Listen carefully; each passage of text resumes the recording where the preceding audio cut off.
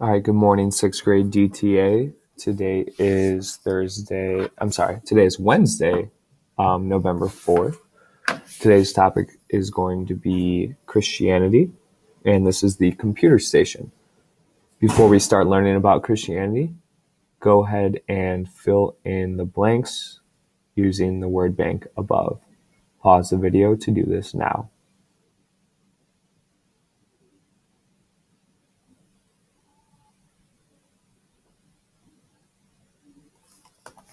All right, welcome back, and go ahead and check your answers, please, making corrections as needed.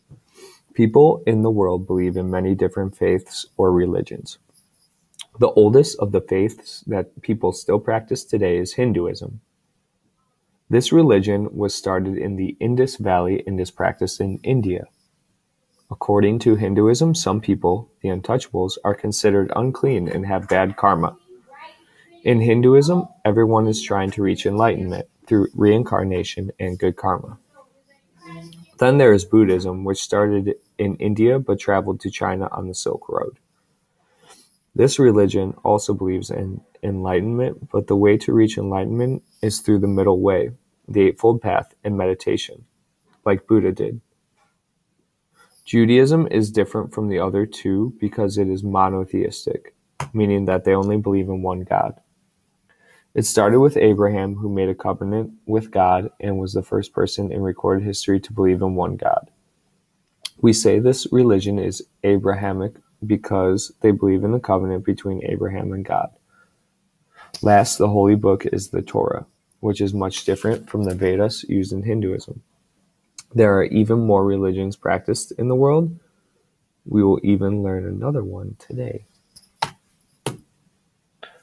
The one we will be learning about today is Christianity. And the question we're going to answer today in this lesson is, what do Christians believe? Jesus Christ was born in Nazareth, a city in Israel. He was born more than 1,000 years after Moses. By this time, Judaism was the major religion in this region. But during Jesus' time, there was a new empire in charge of the land, the Romans. Yep, these are the same Romans who traded with the Chinese along the Silk Road, and that we will learn more about later this year. Question number 1 asks, who were the rulers of Israel when Jesus was alive? Pause the video to answer this now.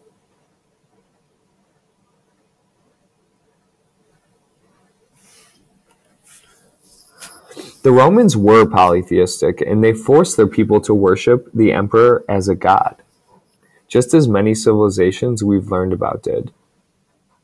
Think about ancient Egypt with the pharaoh being treated like a god, and some of the other civilizations we studied.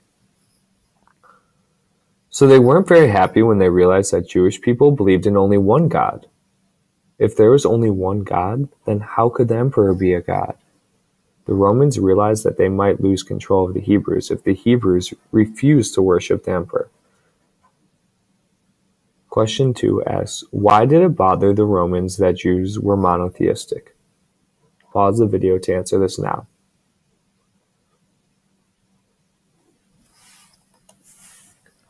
Jesus became a teacher, wandering around and talking to people about his beliefs. One of Jesus' major teachings was the Golden Rule. Do to others what you would want them to do to you. The Golden Rule is still taught by Christians today as a way to summarize Jesus' message.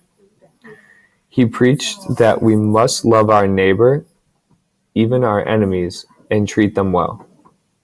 The Romans did not like Jesus' message. The Torah said that Jewish people were waiting for a Messiah, or Savior, to come to earth. They believed God would send them this Messiah to save them from the Romans. They did not want to follow Roman polytheism or listen to this emperor who claimed to be a god. They wanted independence and rule of their own land. They wanted the Romans gone. Some Jewish people believed that Jesus was the Messiah they had been waiting for. They believed Jesus was the Son of God. They began to call themselves Christians because they were followers of Jesus Christ. As Christians began to grow in number, they started to protest against the Roman government. Soon the Romans arrested Jesus and sentenced him to death. Question 3 asks, why did the Romans arrest Jesus? Pause the video to answer this now.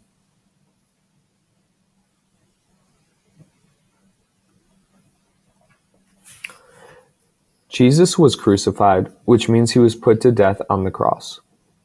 The cross is the symbol of Christianity because Jesus died on a cross. After Jesus was buried in a tomb, his followers claimed to find his tomb empty, and they decided that Jesus must have risen from the dead. Christians began to spread Jesus' teachings and tell the story of his death and of his resurrection from the tomb. Missionaries, such as Jesus' friends Peter and Paul, spread his teachings all over the Middle East. Eventually, Christianity spread far outside the land of Jesus' birth, but it still considers the land of Israel and its capital, Jerusalem, to be a holy place, since that's where Jesus grew up, lived, died, and rose from the dead. Question 4 asks, why is the cross a symbol of Christianity? Question 5 asks, why are the country of Israel and the city of Jerusalem holy places for Christianity? Pause the video to do this now.